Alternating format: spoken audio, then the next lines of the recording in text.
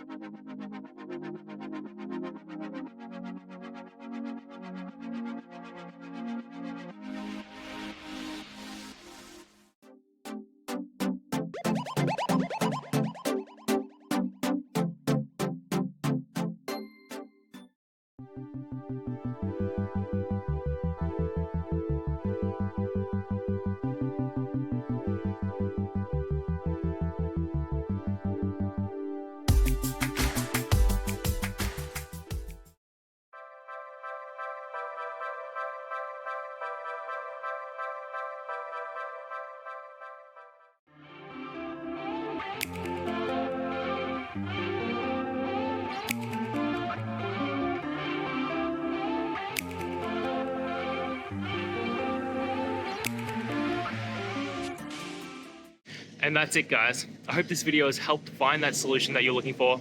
And if it did, please hit the subscribe button. I'd really appreciate it. Now, until the next time that you need technical help, I hope you have a good one.